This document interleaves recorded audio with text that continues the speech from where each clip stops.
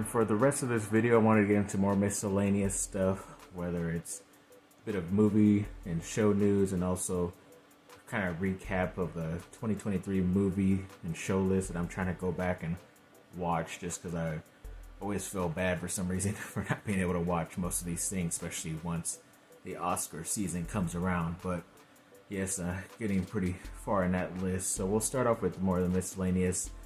Yes, we did hear the other day that I think it's February 26th, the end of this month, they will start shooting for Hulu season 3 of The Bear. So yes, definitely looking forward to that. I know a lot of the actors, especially the main two actors, won awards, whether it was Golden Globes or Emmys and all that stuff. So that was obviously pretty big momentum for them to start getting going for next year's awards stuff. And it's not a show that needs a lot of like digital stuff and post-production, as they call it. So I'm hoping to see it out at either the end of this year, especially just because I know they've had like a target date of like June when the other two seasons had come out, but I don't know how early those other two seasons shot before that. So at least we know they're shooting officially and it will be out.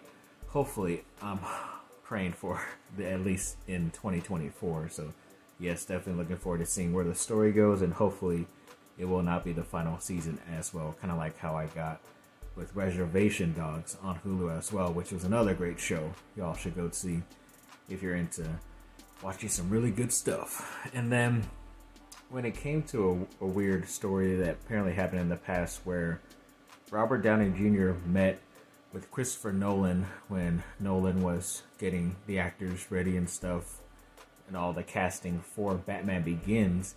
And he wasn't going to make him Batman, but he was going to see if he was willing to play Scarecrow. And obviously he did not. That did go to Cillian Murphy, which isn't bad, but you know, Cillian Murphy hasn't been like the most like #1 A-list actor out there, but he is going to most likely win an Oscar next month at the Oscars for his work in Oppenheimer, in my opinion. But yes, Robert Downey Jr., I kind of think like if he would have taken that role, it probably would have taken him out for the running in to become Iron Man, which pretty much came out pretty soon after that when he was casted in there as well. And maybe Jon Favreau doesn't want another actor from another superhero franchise and stuff like that. So, and it's obvious that Scarecrow really wasn't a big thing in the next two sequels when it came to that Dark Knight trilogy either. So, you know, it could have been a whole different story and outcome for Robert Downey Jr. He probably could have done both, but either way, at least they finally did get to work with each other, Downey and Nolan, in Oppenheimer, which also I believe Downey Jr. will win the Best Supporting Actor for Oppenheimer. So yeah, they will be looking for a clean sweep there. But yeah, definitely some pretty crazy stuff that could have happened in the past. And then looks like the Jurassic World franchise is going to continue. They did find the director in David Leitch, who I remember him. He was one of the co-directors of some of the John Wick movies and did Atomic Blonde, which I still have not seen. And then also he directed like the second Deadpool movie. But he looks like he's going to be directing it, which should be pretty cool. See what he can do, bring his vision to it and see what happens. But they also did get the writer. I think he's the original screenplay writer for the first Jurassic Park. So that'll be pretty interesting. But they did also mention that a lot of the cast, whether it's from Sam Neill, Jeff Goldblum, Laura Dern, the original cast, and the Jurassic World, the most recent cast like Chris Pratt, Bryce Dallas Howard, they will not be returning. But it's still going to somehow be part of the same world that Jurassic World pretty much left us off in Dominion, that last 6 films. So it could be an interesting story anyways. And if you kind of have to bring back the most recent like Jurassic World members like Chris Pratt or Bryce Dallas Howard in future movies, then that could be a pretty cool thing, as well as basically what they did with the original 3 casts in the first couple of Jurassic Park movies. So that would be pretty interesting moving forward. And I don't know, they're kind of being ambitious because they have all these people, we don't even know other actors, and they say the release date is for July of 2025, and that's pretty crazy for a big movie like that, which needs a lot of post-production and digital effects work and all that stuff. I don't know. They're being pretty ambitious. If they get started within the next couple of months, it's a possibility, but I would not be surprised too if that gets pushed back a couple months later into the summer, and maybe they could just put it out during Christmas too. Probably just do that, get that crowd. So we'll see what happens either way, but definitely looking forward to that. And an update on that 2023 list of stuff, at least new stuff that I've been watching from the most recent past. There was a movie that came out pretty late on Peacock in 2023 called Genie, and it was with Melissa McCarthy as a genie who is waking up from a lantern or whatever you call it. But it's kind of different because usually you think genies only give 3 wishes, but it's kind of like an unlimited wish thing, and she kind of helps out this guy whose marriage and family is kind of falling apart, so he kind of tries to get back with his family again. So it's an okay movie. You could check it out during the next Christmas if you want to, but overall I probably wouldn't watch it again, but it was still good enough to see. So if you're interested in some type of Christmas flick around the holidays later this year, then you're probably good enough to check it out. I did finally get to watch the finale of the Indiana Jones franchise and the Dial of Destiny. And it was pretty cool with stuff they did, like de-aging. There was a lot of de-aging scenes of Harrison Ford, which put him back like 20, maybe even 30 years younger than what he is in the movie, which is pretty crazy. But yeah, the whole idea of what that Dial of Destiny, that artifact does, is kind of interesting, but you kind of only saw what it did once, and then that was kind of it. And yeah, it was okay. It was a sort of nice send-off, because it's most likely going to be the last one with Harrison Ford. I think he pretty much said he's done coming back and all that stuff. So overall, it was okay. I'd recommend it, but I'm probably not going to watch it again anytime soon. And also did finish that trilogy of the My Big Fat Greek Wedding. The third one came out pretty late last year, and I think we saw that on Peacock. And you know, it was the main actress Nia V. Valadoros. I know I'm saying that last name incorrectly, but she's starring and directing in this one, and she did a pretty okay job. It wasn't that horrible of a movie. The concept of the story was pretty easy to follow. Pretty much her dad's last wish, because sadly the actor who played her dad passed away in real life, so in the story he does pass too. So they go to Greek and be able to, I think she has to give a book or something that he had to some old friends, and she has to find them, something like that, and they have to try to figure out who's the head of the family now between her and her brother. So it's an okay thing. It's pretty funny here and there, so I'd recommend that if you're into that original franchise. It's a nice movie to watch.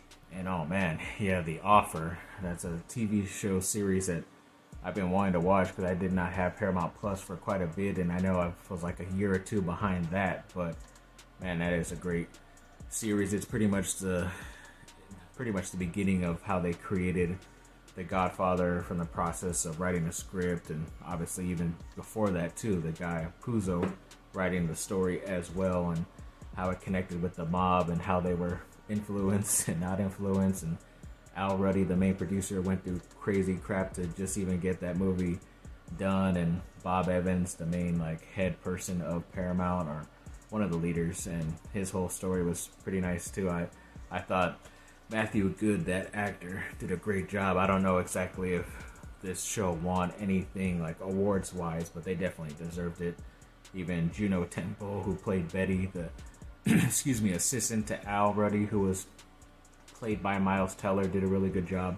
I think everybody, that whole cast, did well, and it was really written good as well. And I thought maybe it could have ended at that last, I think the 9th episode, because the 10th it kind of did wrap up, and obviously the premiere of the movie and everything like that, and it kind of sort of ends. It tells you what the actors and all the people behind the scenes ended up doing right after that, but they also did kind of set up a little bit of friction as to what may have happened and may not have happened during the making of the second Godfather as well. So I kind of would think if it did get that good of recognition while it was out, that they would do a second season and it could follow that as well. because that could be pretty juicy because it's obviously considered the pretty much better than the original to most people.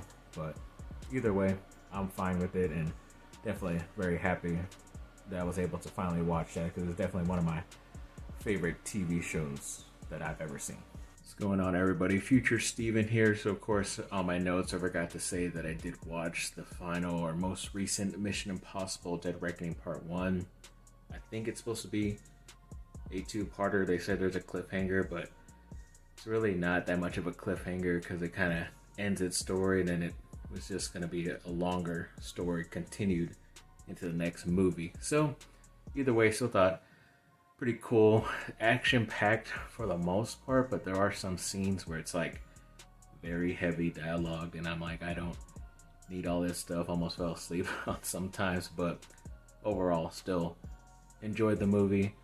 Great cast, and hopefully we'll get a pretty good conclusion to this story. The next one, it was supposed to be out already, I think, but hopefully it's not pushed back too far and we'll get it at some point in 2024.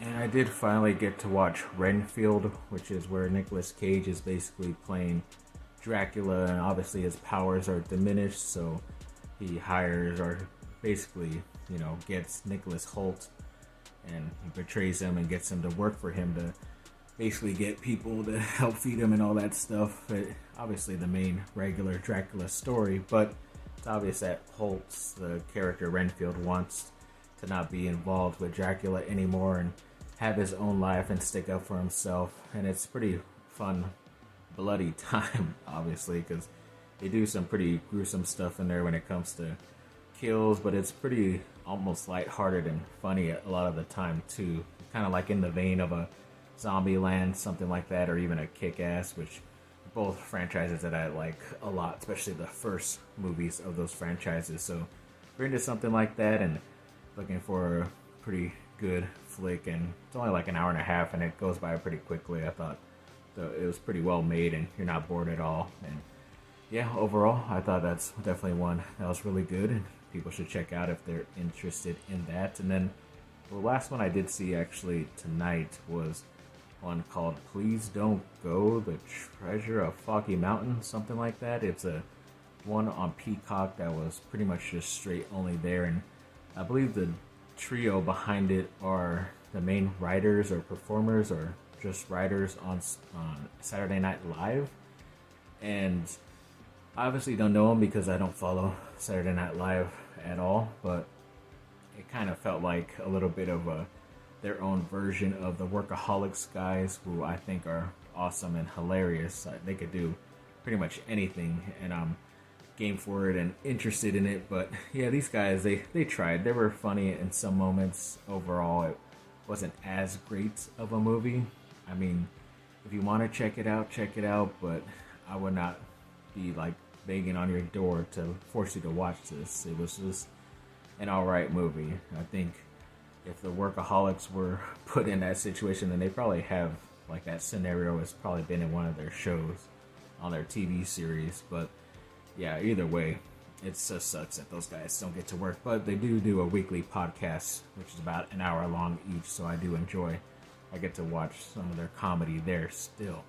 But either way, yeah, a quick update on, actually not so quick, but a lot of the stuff that I've been watching the past update or so that I did do. It's been quite a bit, probably like middle or early January when I updated you on something else, so did finally catch up with a bunch of stuff. So definitely very happy about that, and been seeing some good stuff lately, so definitely very excited to see what else is left for 2023 and beyond. Left of 2023 and beyond. I know we are in 2024. So thanks for watching, people. Like and subscribe, comment down below, let me know what y'all think. Have a great rest of your day. Bye.